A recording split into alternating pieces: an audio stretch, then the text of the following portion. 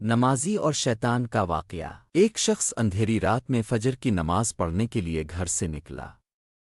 اندھیرے کی وجہ سے اسے ٹھوکر لگ گئی اور وہ منہ کے بل کیچڑ میں گر گیا۔ کیچڑ سے اٹھ کر وہ گھر واپس آیا اور لباس تبدیل کر کے دوبارہ مسجد کی طرف چل دیا۔ ابھی چند قدم ہی چلا تھا کہ دوبارہ اسے ٹھوکر لگی اور وہ دوبارہ کیچڑ میں گر گیا۔ کیچڑ سے اٹھ کر وہ پھر دوبارہ اپنے گھر گیا، لباس بدلا اور مسجد جانے کے لیے دوبارہ گھر سے نکلا۔ جیسے ہی وہ اپنے گھر سے باہر نکلا تو اس کے دروازے پر اسے ایک شخص ملا جو اپنے ہاتھ میں روشن چراغ تھامے ہوئے تھا۔ چراغ والا شخص چپ چاپ نمازی کے آگے مسجد کی طرف چل دیا۔ اس مرتبہ چراغ کی روشنی میں نمازی کو مسجد پہنچنے میں کسی دشواری کا سامنا نہیں کرنا پڑا، وہ خیریت سے مسجد پہنچ گیا۔ مسجد کے دروازے پر پہنچ کر چراغ والا شخص رک گیا۔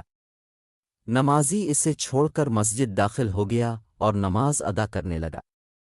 نماز سے فارغ ہو کر وہ مسجد کے باہر آیا تو وہ چراغ والا شخص اس کا انتظار کر رہا تھا تاکہ اس نمازی کو چراغ کی روشنی میں گھر چھوڑ آئے۔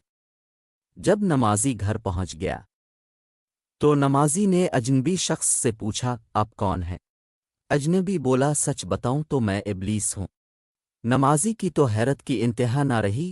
اس اجنبی کی یہ بات سن کر نمازی سوچنے لگا، ابلیس شیطان کیسے مجھے مسجد تک چھوڑ سکتا ہے؟ اس کا کام تو لوگوں کو بہکانا ہے۔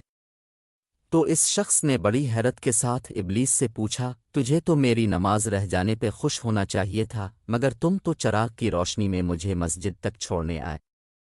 ابلیس نے جواب دیا کہ جب تمہیں پہلی ٹھوکر لگی اور تم لباس تبدیل کر کے مسجد کی طرف پلٹے تو اللہ تعالیٰ نے تیرے سارے گناہ معاف فرما دیے۔ جب تمہیں دوسری ٹھوکر لگی تو اللہ تعالیٰ نے تمہارے پورے خاندان کو بخش دیا، جس پر مجھے فکر ہوئی کہ اگر اب تمہیں ٹھوکر لگی تو اللہ تعالیٰ کہیں تمہارے اس عمل کی بدولت تمہارے سارے گاؤں کی مغفرت نہ فرما دے، اس لیے میں چراغ لے کر آیا ہوں کہ تم بغیر گرے مسجد تک پہنچ جاؤ۔